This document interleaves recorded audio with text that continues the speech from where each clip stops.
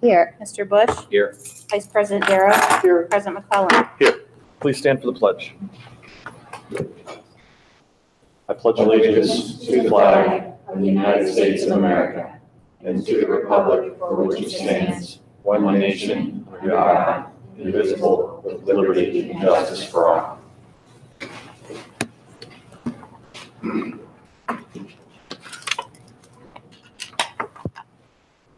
Members have their February 11th and 25th board meeting minutes in front of them. If you've had a chance to review them, and if there aren't any changes, I'd like a motion to approve those board minutes. Second. Mr. Bush and Mr. Darrow, could I have a roll call, please? Mr. Bush? Yes. Vice President Darrow? Yes. Ms. Kalinowski? Yes. President McClellan? Yes. Now to tonight's agenda. Any additions or corrections? No. Okay. With none, could I have a motion to approve tonight's agenda? So moved. Second. Ms. Kalinowski, Mr. Darrow, roll call, please. Ms. Kalinowski? Yes. Vice President Darrow? Yes. Mr. Bush? Yes. President McClellan? Yes. That brings us to communications to the board and superintendent's items. Mr. Sawyers. Thank you, President McClellan. I just want to remind Board of Education members and our public, including the students that are here, that spring break is at the end of this month, March 25th through March 29th. We received a couple phone calls confirming the actually dates of spring break. It is the last week of March this year in the school calendar. And the future school year calendars are also posted on our website under the operations department. But if you can't find them for any reason, just call my office and my administrative assistant will help you with the calendars. But they are posted on the district website under operations. Spring recess is the last week of March. Trust me, the kids will not be here. Right? You know when it is. We have a 2-hour delay coming up, right? March 23rd is the last 2-hour delay of the current school year. I'm sorry, March 13th, this week. This Wednesday. Yeah. Okay. 23rd, 15th, Just 13th. want to be sure. Thank you. We have an update from PLE. Yes. Okay. To find her. Thank you for the opportunity to share some things that our staff is excited to share with you. First note, high school math teacher Linda Schmidt, Lindsay Bennett, Sarah Schoen, and Jill Tuttle attended the CPM National Conference in San Francisco, California in February. The conference focused on methods and strategies on how to best implement our new CPM curriculum into the classroom. The high school teachers look forward to sharing the knowledge that they gained at this conference with the rest of their department and implementing it into their classrooms. The high school teachers are energized and excited about the future of math in our school district and our new adopted CPM curriculum. In addition, April Hires language arts classes are experiencing the Iditarod. Each student picked a musher at random and completed a bibliography page about their musher. Now, as the race goes on, students are tracking their musher through the race. They are documenting daily race standings, temperatures, and information of checkpoints and using it to create writing for each day from the point of view of the musher. Through this project, students' research skills are being practiced. They are manipulating the website to find information that they need. Also, students are using information they have obtained to do a creative writing and the point of view of someone running the race. Students at our primary building are using the green hallway, are participating in a fairy tale March Madness competition. Each day in March, for 8 days, the students are being exposed to creative takes on common fairy tales. After hearing 2 takes of the same story, students are getting to vote on the one that they like the best. We will use March Madness bracket system to keep track of the books that have won each day until we have a winner. Through this, students are comparing and contrasting new takes on common fairy tales and are expanding the fairy tale knowledge they began in 2nd grade. Dr. Will Byrne was an invited clinician at the Ohio Music Education Association District 2 Honors Music Festival. Dr. Wilburn spent a day working with students from high schools of districts all over Northern Ohio. Their day-long rehearsal culminated with an evening performance and joint collaboration with the Honors Band and Choir. Heather Woodruff, intervention specialist, was selected to serve also as a Columbus Zoo Conservation Education Advisory Council. Heather is a part of a small panel that is chosen from educators all over Franklin County and surrounding counties. She will represent children ages 3 through 6, as well as children with disabilities. The panel meets every other month to look at education programs offered by the Columbus Zoo, and she will be providing feedback about the current programs and ways to expand them into the future. Students in our ELC are exploring fairy tales that I shared with you already, and Mrs. Harrington is expanding that additionally in art and has guided students through a self-portrait drawing where they imagine themselves as king, queens, princes, and princesses. Finally, Joe Armpriester, Valerie Bevelheimer, Celisa Finley, Rose, Mary Phelps, Lindsay Slanik, Regina Moreland, Ann Trotter, Aaron Jones, Sarah Hacker, myself, Gabe Hesselton, and Mike Witham attended the Ohio Association for the Gifted Children Spring Teacher Academy on October 25th and 26th. The conference provided a variety of professional development workshops for us to look at gifted identification, acceleration policies, differentiated instruction strategies, and the emotional characteristics of the gifted child. Staff came away with many new instructional strategies that we're excited to share with our colleagues and use with our students. Thank you. Thank you. Thank you very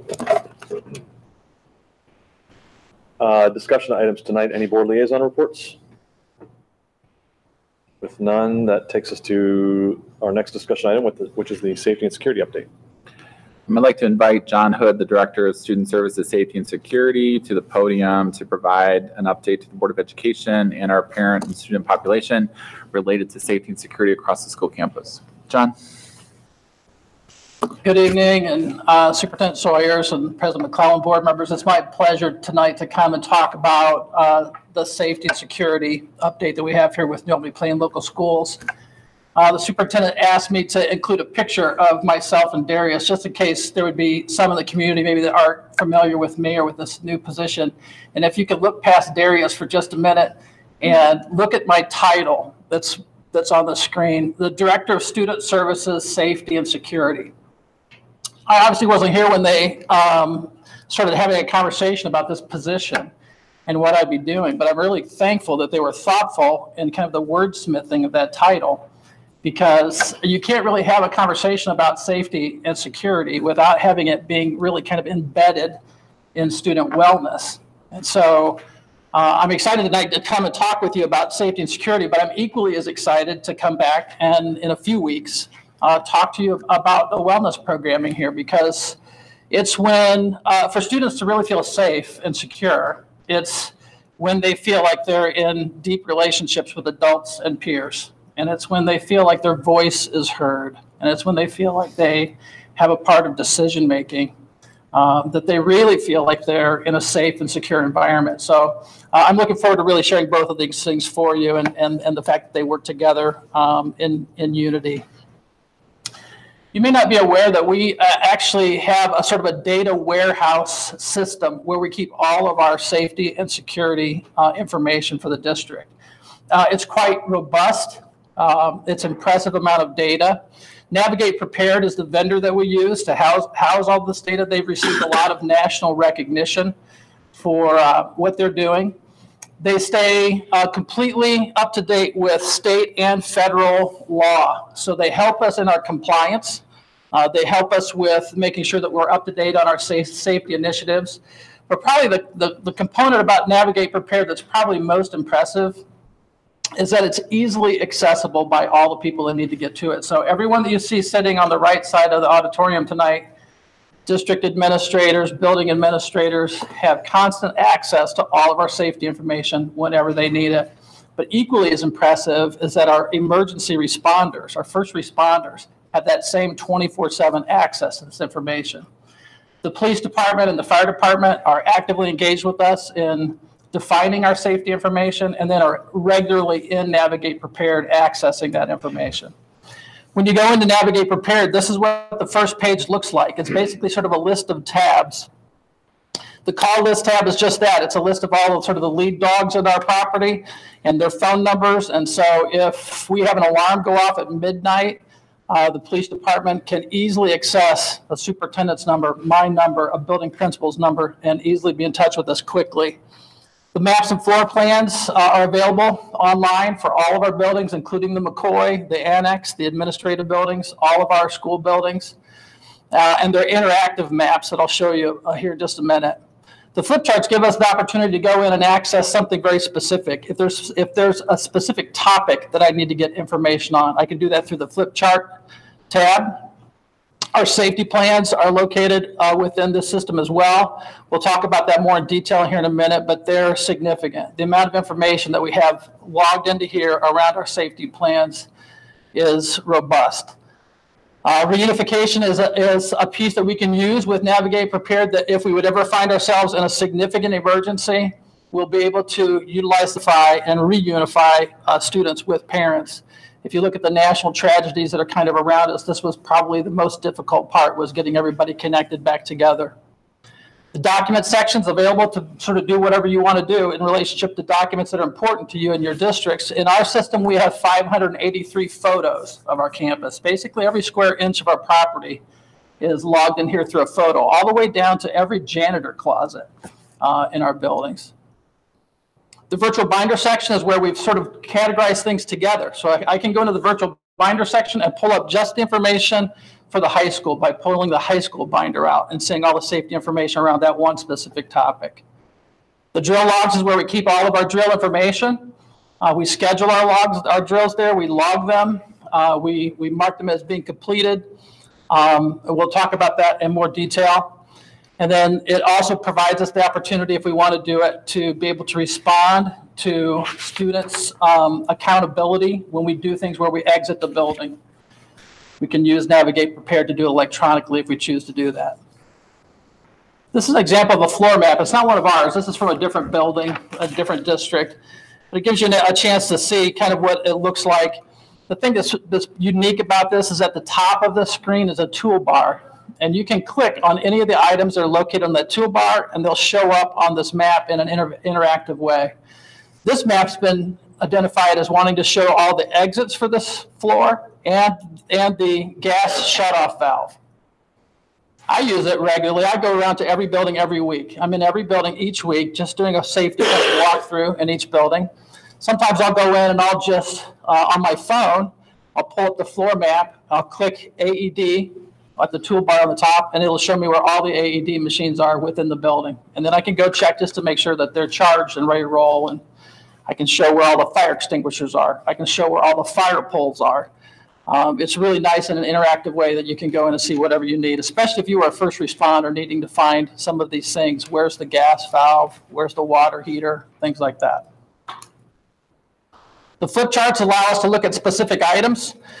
Maybe I'm a secretary that receives a suspicious package, and it's been a while since I've even thought about suspicious package. I can go into the flip chart, specifically look at what are the safety protocols when you get a suspicious package so that we can follow those without having to memorize everything about our safety plans. The drill log section allows us to go in and schedule the drills. It allows us to log each one. One of the unique characteristics of this section is that it has scenarios that we can also run with staff as part of our drilling. This is just a portion of a page, but this page shows the intermediate building and some drills that have already been completed this year. They log them by date, and then when they completed them, they came up on the screen as being completed. Fire department could go in at any point and take a look to see what have we done in relationship to drills. Building principals could go in and say, where am I? What do I still need to do? The drills that are required of all of our buildings this year are 6 rapid evacuation drills, which could be a fire drill, 3 tornado drills that start this month, where we have to do them for March, April, and May. They're required to do 3 safety drills that involve students that are somehow threat related. An example of that might be a lockdown. How would we lock down if we needed to get away from a serious threat? They have to do 1 theoretical drill with all their staff members where they actually run through a scenario with staff All of our buildings this year have done an active shooter drill and have worked their way through thinking through what we would do in that situation. Then in addition, the thing on the left there is showing an emergency management test, which is actually taking place over a 3-year cycle, where they are required during 3 years to do a table talk discussion, which is throwing out a scenario and then talking with people at your table. They're required to do a functional where they actually practice a drill, but that could be something as simple as a fire drill or practicing a lockdown. And then the one that we'll talk about more in detail is a full-scale drill, where we involve all of our community emergency responders, our building principals, our parents, and we talk about what would we do in a significant emergency, and we'll be discussing that here in just a second. Navigate Prepared offers 68 different scenarios that you can go through with your staff in a table talk kind of way. They're categorized by topic, so that you might have some that are there on severe weather. You might have some that are on an intruder in your building. Some of them are really simple, like, I don't know if you recall in the fall, we had a fox on our property that we were kind of struggling with that had sort of been habituated to us, and we were struggling with how do we manage that. They've got a drill in here that what do you do when you have wildlife on your property that's difficult to deal with. Linda Honecker is our bus coordinator. She might be interested in having her bus folks come together for a staff meeting, grabbing one of the drills that's there, or scenarios that's there around bus transportation, and just having them think through what would you do in this event on your bus. Kind of interesting in that they have some that are text, where you just hear a voice reading text scenario. They have some that are text with additional audio, where you hear a voice reading the scenario, but then in the background you hear an explosion, or you hear an angry person yelling. Then they have some, it's the one that's shown here, that are actual videos, where you watch a video that's extremely compelling. And then they have discussion questions there that allow you to sort of talk through what would we do. This video here, as an example, we did in the administrative building as part of our staff meeting there. This video basically shows a person maybe coming into the front office of the administration building and demanding to see the superintendent. And as they're working through all that, they become more agitated and then end up pulling out a knife. And then the video stops and asks you to turn to the people at your table and talk. What would you do if that was you? If you were the person at the front table, what would you do in that scenario? And then we can share out, talk in detail, and sort of just keep practicing. What are we going to do when we have a situation that's going to be difficult to handle? In addition to that, our safety plans are logged there. I took a look at our safety plans right before I came over, just so I could tell you the right number. The district safety plan, when printed out, is 138 pages of small type detailed safety. I want to give you great confidence that we have significant time and effort and energy and conversation put into a safety plan. And this is kind of an awkward conversation tonight to some degree, because I want you to walk away with great confidence about what we're doing on safety without revealing too much of what our plans actually are. But I want to give you confidence that there's lots of conversation there. After we get a chance to sort of look at our safety plans, make sure that they're meeting legislative mandates, then we come together as a district safety committee that has representatives from all buildings. It has representatives from PLE. It has representatives from our classified staff. It has the police department. It has the fire department, all sitting at the table at the same time, reviewing those plans, coming to agreement on those plans. Once those plans are come to agreement, we submit them then to the Ohio Department of Education, to FEMA, and to the Ohio Homeland Security. They go under exceptional scrutiny at a much longer rate than I was actually anticipating in terms of how much they're scrutinized. Our plans were approved this year on February the 8th, and will be reviewed annually, and then every 3 years we'll go through this rigorous process again of completely revising and resubmitting to those individuals for approval. I'm letting you know that Navigate Prepared is a significant advantage to us in terms of working through the organization of those plans and making sure that every detail is covered. When I first came in August, the superintendent of the Educational Service Center asked me to lead a conversation with all 16 districts here in the Franklin County area on a regular basis, where all safety administrators come together, and I help lead conversations with those folks. Navigate Prepared has been a significant advantage to us in terms of us thinking through our safety plans and making sure that they're done well. Of the people that I sit with in those meetings, I'm the only district that I'm aware of that had no corrections that had to be made from Homeland Security. So Navigate Prepared was a significant help to us. As part of that safety plan, we invited Homeland Security to come out and do a free school safety audit in September. They walked through all of the campus sites. It was an interesting conversation. They were highly complimentary of what we're doing. That week, they had also walked through another school district. It was kind of a classic system where the middle school is 5 miles that way and the elementary school is 5 miles that way. And then they'd also gone through Otterbein University that week. And so as they came onto our campus, they were talking, you know, like we really had, our mindset really has to be in a campus kind of framework thinking because of the fact that's how our buildings operate with each other. These are the things that they identified as being significant sort of accommodations that they don't see everywhere that they go. So the fact that we do have a high, well planned out connection with the police department, the fact that we have a campus security, a person helping us, and this is maybe a good opportunity for me to publicly thank Bob Chaddick for his work as our campus security person. His help here has been significant over the years. What we're doing to significantly watch after visitors coming into our building, the fact that we have to swipe in and out of buildings to get in buildings, the fact that each of us as faculty, staff, and students are wearing identification badges. All of these things that you see listed are those things that they don't see everywhere that they go. And you may be interested in knowing that each of our offices do have panic buttons that is literally just a red button that you have to push, and you immediately have open conversation taking place with the police department that fast. The things that they asked us to consider were perimeter bollards, which are just barriers that you can put on sidewalks and in front of buildings. You've seen them before at the airport in the form of kind of like pylons. You may have seen them at Target in the big round red balls that are there in front of Target. The ones that we're considering would be ones maybe that are planter kind of bollards that are exceptionally heavy and can't be moved really. Window security film is another thing that they're recommending for us. Window security film is not impenetrable. So it does not stop a bullet, but you can't get through it very fast. So the thought behind window security film is it slows a person down significantly to where you could get people to safety and in the lockdown situation quickly. And then security camera upgrades. They're very impressed actually with the security cameras that we have on our campus currently, but are suggesting some very specific upgrades. And while I'm thinking about that, I guess, this is really skeletal kind of information that I'm being very intentional about tonight. If you as board members ever want to know more details, I'm happy to sit down and talk with you because they have some very specific recommendations on all these topics. From an interior standpoint, they'd like us to consider putting in door prop alarms. As I was walking through with the Homeland Security person, one of the custodians had propped open a back door in order to bring deliveries in.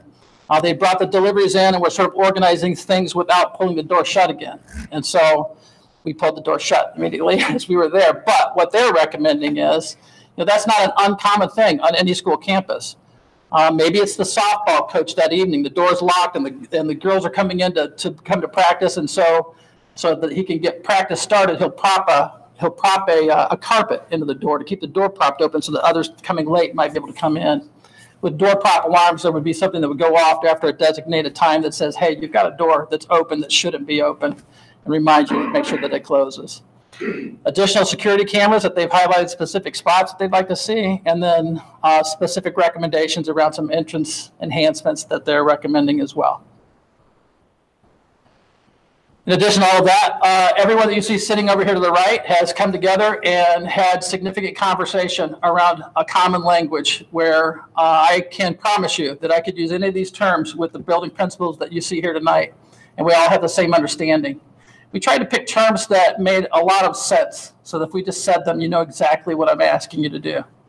So if I would get over the intercom and ask to lock down, I'm letting you know that I have a high level of confidence that everyone over here knows what I'm asking, and everyone over here knows what I'm asking too.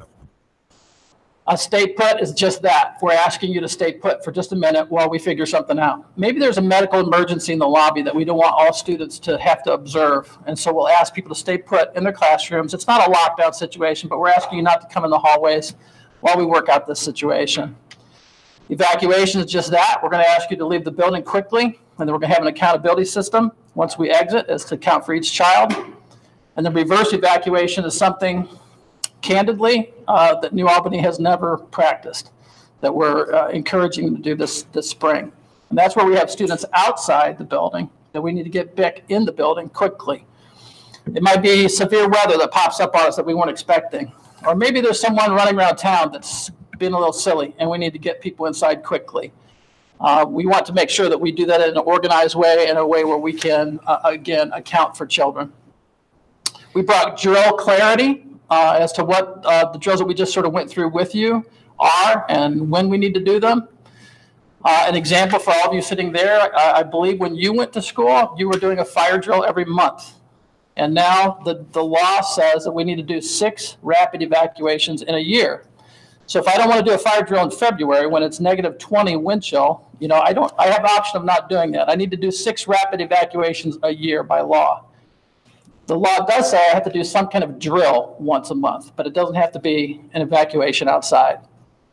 We checked all of our emergency equipment. So the panic buttons that I just described as an example, Officer Southers and I had a day when there was no children in the district, and we went around office to office, checked every single panic button, every single alarm system. We looked at every fire pole. We looked at every AED. We looked at every fire extinguisher. So all emergency equipment has been checked thoroughly and then gets a recheck from me on a regular basis, from Dwight Shrigley, our maintenance person, from our nurse checking the AEDs, so forth. And we brought some common protocols to the clinic too. So when I came in, all 3, the high school, all the nurses were using a different accident reporting form, basically. So we got them all onto one common accident reporting form. We brought EpiPens into each of the buildings based off of a situation that we had this year. And then you should be aware that we're in conversation now about potentially bringing Narcan into the clinics as well to have it available in case of an emergency. There were already some significant community partnerships in place, and so we've maintained those this year and enhanced a few things. We came up with a very significant memorandum of understanding between us and the school resource officer and the police department. There's great clarity right now as to what the school resource officers can do and what they shouldn't be doing. We've had great conversation with them around ALICE training, which is basically that safety training as what do you do in an emergency. And we're in the process of making that training more easily accessible to all teachers and staff. And then I don't know if you're aware that the city has gone into partnership with the police department around a canine unit now that's in the city. They've been trained and have just recently been brought back into the city to do, it's a single purpose dog that's there strictly for drug identification. And so we're going to be planning to work collaboratively with the police department on a regular basis, having a canine unit available to come into our school system for drug enforcement and detection. The Plain Township Fire Department and I are in regular conversation as well. They are highly connected to us in a Stop the Bleed campaign where we're training individuals on how do you provide first aid to someone. This came out of the Sandy Hook situation, the tragedy there. It's a national campaign now called Stop the Bleed, where the thought is that if you do have a tragedy, the first responders are going to be coming in to go directly to the threat. And it'll be our responsibility then to provide some beginning first aid to the people that might need it while they take care of a threat situation. And then I mentioned earlier that I was asked to help lead a Central Ohio group of administrators that get together regularly and talk about safety and security on all of our campuses.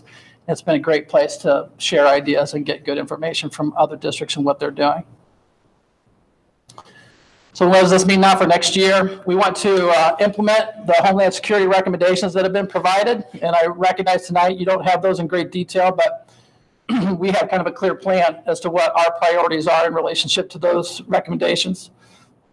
We'd like to do this next year a full-scale exercise of some format. There's kind of a robust option and there's kind of a wimpy option.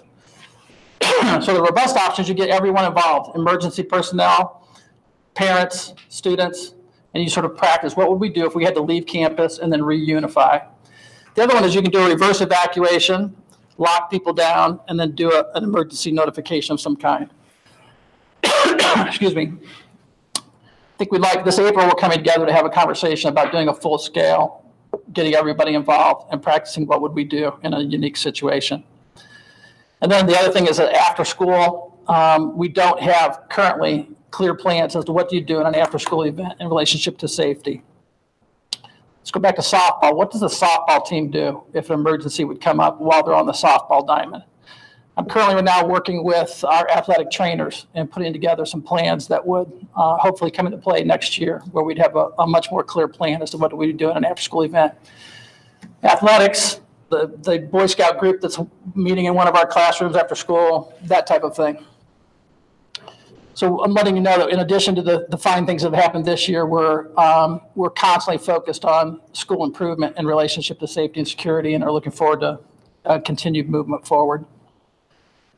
And I'm inviting you now, if you have any questions or comments, I'm happy to answer those for you. So John, just for the board's purposes, tonight's presentation lacked specificity and extreme detail. So can you just explain why that is? Well, the reality is, as I mentioned, we've got 138 pages of exceptional detail as to what we're going to do, but we want to keep that close to our vest, and make sure that information is protected. And it's actually protected by law. The law says that you don't have to share that information publicly so that it can be protected. As an example, we have exceptionally clear plans as to where we would go if we would need to leave campus. If you think about that, how do I get 5,000 kids off this property in a timely manner and get somewhere? That's why we want to think about this full-scale evacuation plan and how we might practice it. But we know with clarity where we're going to go. But we don't ever want to share that publicly so that it's public knowledge. So the reality behind it is make sure that the Homeland Security is doing your external validation that says, yes, your plans make sense to us. You've done what you need to do. But then keep that information confidential so that the public's not fully aware. You mentioned the approval process, how long it took. You just said it was just approved in the last couple of weeks, right? Yeah. Or well, last month, I guess. Yeah. Any reason why it took them that long and why it wasn't approved before school started in August? Well, the plan wasn't actually due until January. So the plan was due January 1. We submitted the plan in the middle of December. So we actually were about 3 weeks ahead of when the due date was. But just our plan alone here, just our district plan alone here in New Albany is 138 pages of like size 12 font. We're not the only district submitting a plan to Homeland Security. The first thing you have to do is go through FEMA and make sure that FEMA is in agreement with what you're doing. Actually, the first thing you need to do is have police and fire there to make sure that they're in agreement with it. Then you're going to FEMA. FEMA's got to approve it. Then you're going to Homeland Security. Homeland Security has to sniff this over in great detail because they're not signing off on it unless they have great confidence that it's in place. But there's over 600 school districts in the state of Ohio that are submitting plans. They're on cycle, so that not everybody's submitting at the same time, but there's hundreds of schools submitting plans right now, all being reviewed in great detail by Homeland Security. So our plan sat there from the middle of December until February the 8th for official review. You mentioned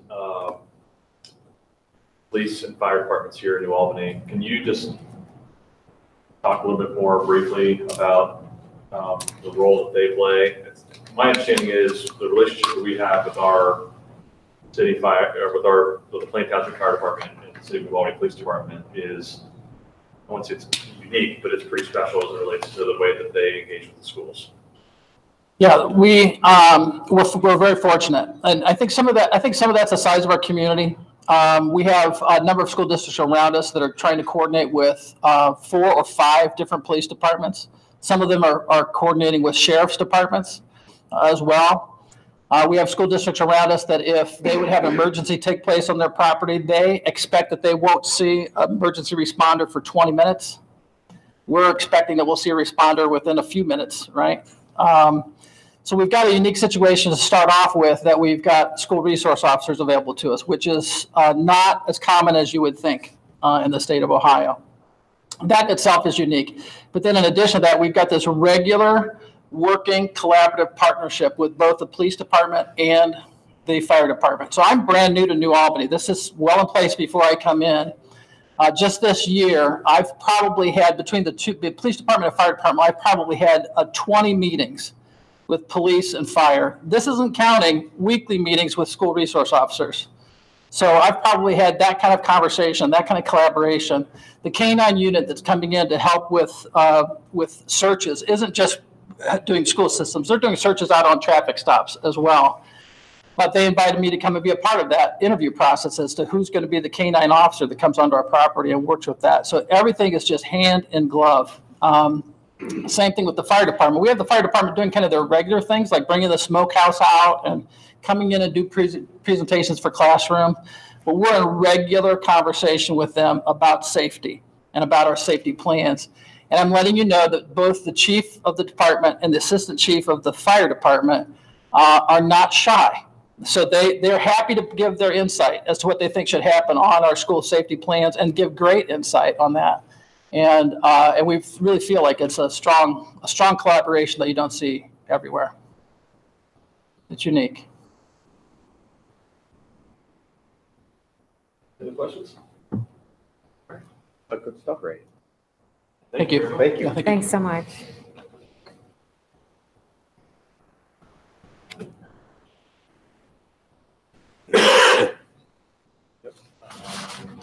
Next item is board policy. So Board of Education members, based upon action last month to formally adopt statement of purpose and its definition within the school district, pursuant to our conversations, there is an action to rescind Board Policy 2105 on tonight's agenda. That's board policy. All right. Any questions? All right. We have our first opportunity for public participation this evening, and we have one person so far who has submitted, Chloe Gonzalez. So Chloe, if you could come up to the podium, please, and introduce yourself to us, and you have 5 minutes.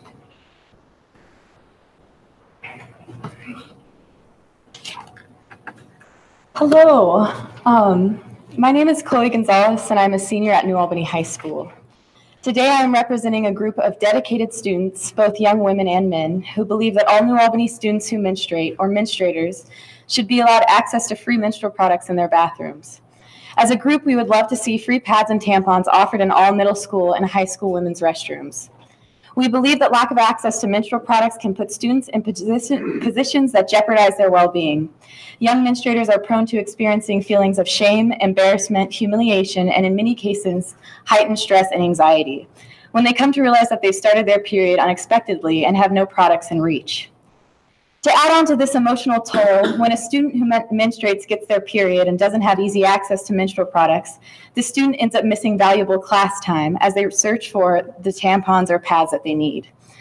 Overall student achievement and personal progress would improve if students didn't have to face so many obstacles to obtain something they need to aid with a natural biological function. In 3 states, legislation has been passed that guarantee students in public schools free access to pads and tampons. These 3 states are Illinois, New York, and California. In New York, the Free the Tampon Foundation found that some schools have seen attendance rates increase by 2 to 3%. Young women will be less likely to miss class while on their period if they know that they will have free products in their bathrooms, especially if they come from a low-income household. In a study produced by the Free the Tampon Foundation, 86% of the women they surveyed claimed to have run into situations where they have found that their period started unexpectedly. Every young menstruator has a mortifying period story in which they find themselves in a situation where they are unable to control the bleeding. Many of these stories occur on school grounds in front of teachers and peers. The young student may find herself rushing to the bathroom only to find that there are no products to help her in this time of need. This is an added anxiety that could easily be removed from the lives of New Albany students. I feel that it must be noted that it is much easier for me to access a can of Coke than it is for me to find a tampon in my high school. Although there are many students who know that there are pads and tampons in the nurse's office, there are still some who don't. And when taking into consideration the size of our campus, the walk to the nurse's office can allow more time for the bleeding to spread on the students' clothes. We are also required to have a pass to get to the nurse's office, which means we have to approach our teachers in front of our class and ask permission to take care of something very common and very personal, adding to the public embarrassment and the amount of class time missed. Additionally, it can be argued that going to the nurse's office for menstrual products perpetuates the idea that menstruation is some sort of illness rather than a natural biological function. Although it is greatly appreciated that the school does offer a form of access to pads and tampons, we believe that there are more effective ways to assist the entire female student body.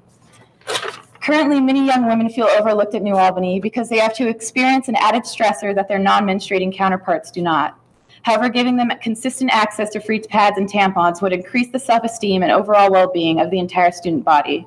It would show so many young women that their school really cares about them and considers their needs. As a group, we understand that this would be an investment, but we wholeheartedly believe that it would be one that would contribute to the collective health of New Albany. The cost is dependent on many factors, including whether they choose to purchase and install dispensers, how many bathrooms are being stocked, and the amount of students who menstruate.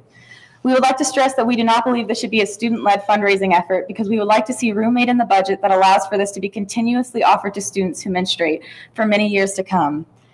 We can want to see pads and tampons stocked in the same way that toilet paper is. I've been advocating for menstrual product accessibility for almost 2 years, trying to raise awareness about the need for free products. A box of tampons costs around $7, and putting free products in the school bathrooms would make a huge difference, even if it only eases the financial stress of just one student. You have 1 minute remaining. If it is found that a student is taking more pads or tampons than needed to just make it through the day, then a thoughtful, understanding discussion should occur to find out why the teen feels the need to do that. If an open dialogue was created between the students and the administration about the proper way to take, treat, and dispose of these products, I believe that a mutual respect would develop for the necessity of pads and tampons in our schools. We are not asking for this to be trendy, evocative, or controversial. We are asking because we genuinely believe that this would have an incredibly positive impact on the student body. By increasing access to menstrual products, menstruators will be relieved of the unnecessary anxieties brought about by unexpected bleeding during the school day. Young women would be able to go about their day not having to worry about the inevitable stress and embarrassment that could be caused by an unexpected period. Thank you very much for your time. Thank you. Thank you very much.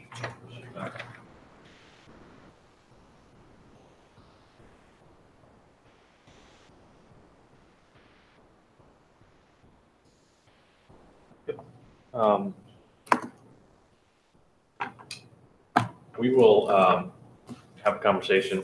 We'll talk to the administration. The administration will get back to you. Okay. Next item, treasurer's items A and B. Can I have a motion, please? So moved. Second. Kalinowski, Mr. Bush.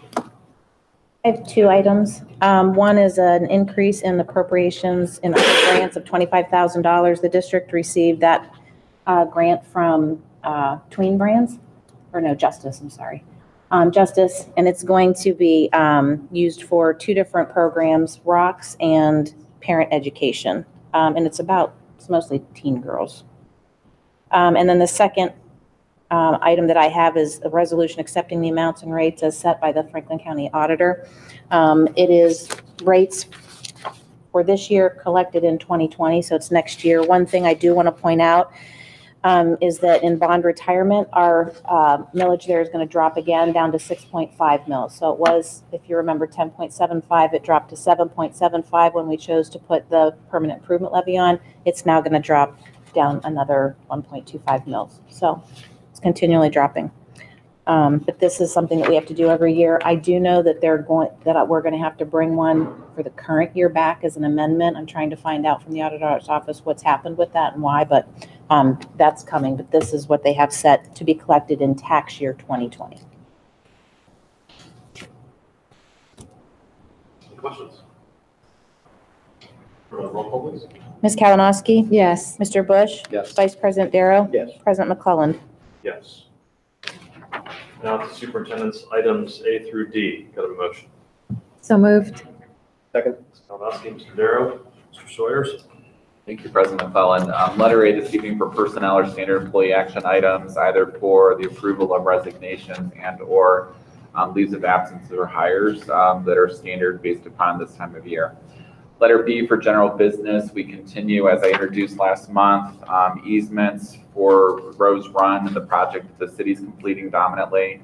So the approval for the grant easements to the Ohio Power Company on behalf of AEP for the electrical work that will also come into our property line. Temporary easements to the city of New Albany specifically for that work, as well as AEP, and then the quick claim deeds that are necessary to permit that work to continue, in addition to what we approved last month. There is an addition of an early graduation request for a senior at New Albany High School that's fulfilled all the graduation requirements. She will have the opportunity to come back to graduation at the end of the school year should she so choose, but she has successfully completed all requirements as of the end of first semester and is choosing to pursue higher education outside of the school district. Letter C this evening, Ms. Jenkins mentioned in the appropriation modification, the significant grant received from Tween Brand, specifically Justice. We're very grateful for the $25,000 as a local business within our community and their willingness to continue to support young girl teen education and or at-risk behaviors for kids related to the ROCKS program, also for educational purposes within ROCKS, and then a component related to parent education. So again, the generosity of their business to our school district continues. This is the second grant we've received 2 years in a row. Last year was specifically for literacy. So this year is towards mental health and student well-being for intermediate age, middle-aged, or middle school aged girls dominantly. Lastly, board policy and the rescindment of board policy 2105. Questions? If not, could I have a roll call, please? Ms. Kalinowski? Yes. Vice President Darrow? Yes. Mr. Bush? Yes. President McClelland? Yes. Second opportunity for public participation. With none, I will entertain a motion to adjourn. So moved. Second. Darrow, Mr. Bush, roll call, please. Vice President Darrow? Yes. Mr. Bush? Yes. Ms. Kalinowski? Yes. President McClelland? Yes. We are adjourned. Our next meeting is April 8th at 6:30.